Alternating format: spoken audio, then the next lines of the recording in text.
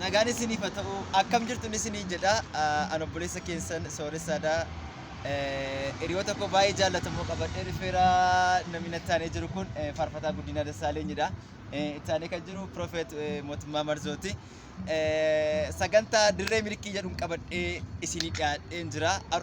Har'umarraan beeksisan isinii godha. Torbanitti al tokko dirree milkii sagantaa jedhuun isinii qabadhee dhufa. Dirree milkii argachuudhaaf YouTube chaanaalii Sooressaa Badhaasaa Official jedhu subscribe godhaan isinii jedha. Dirree milkii sagantaa dirree milkii jedhuun qabadhee dhufa.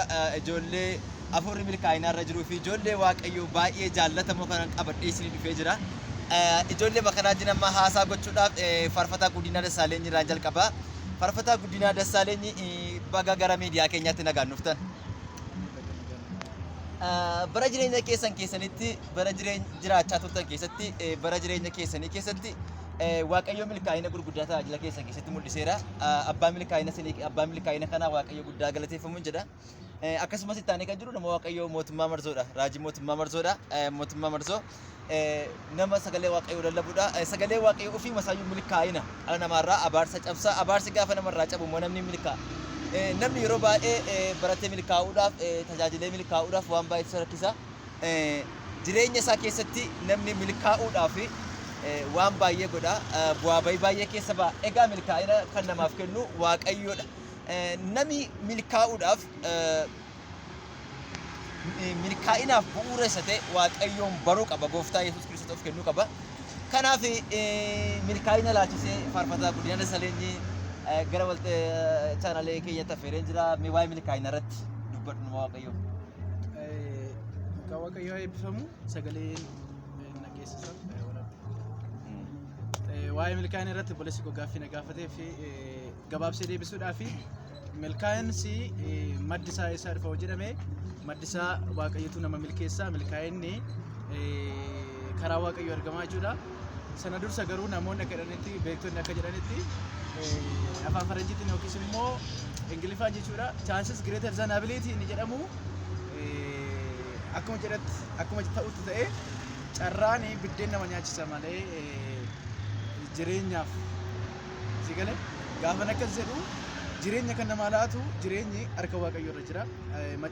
Macaafnis immoo akkuma jedhu Waaqayyo karaadha dhugaadha jireenyadha jedha. Milkaa'insi jireenya keessadha. Jireenya jiraatu keessatti immoo kan si gargaara si milkeessu maalidha? Waaqayyoodha jechuudha. Milkaa'insi karaa kam namaa kennama?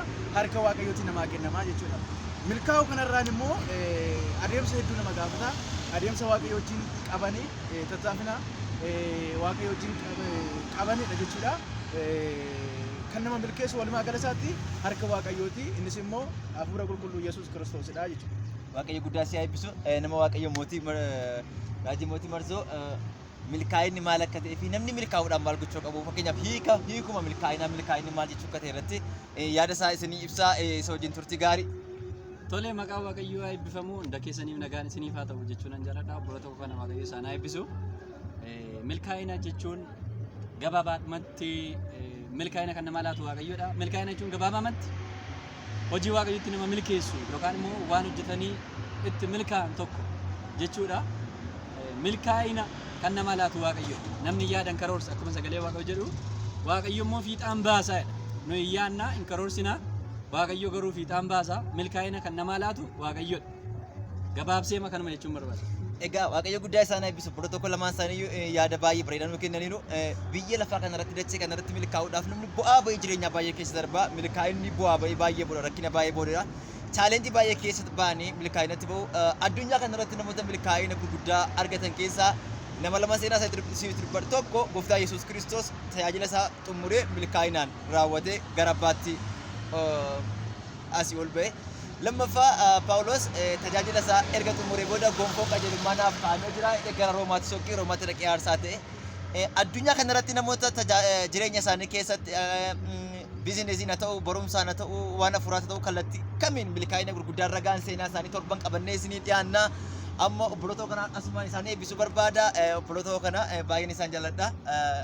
Faarfataa Guddinaa Dassaaleenyi akkasumas Raajii Mootummaa Marzoo baay'ee bara isaanii Waaqayyo isaan eebbisu.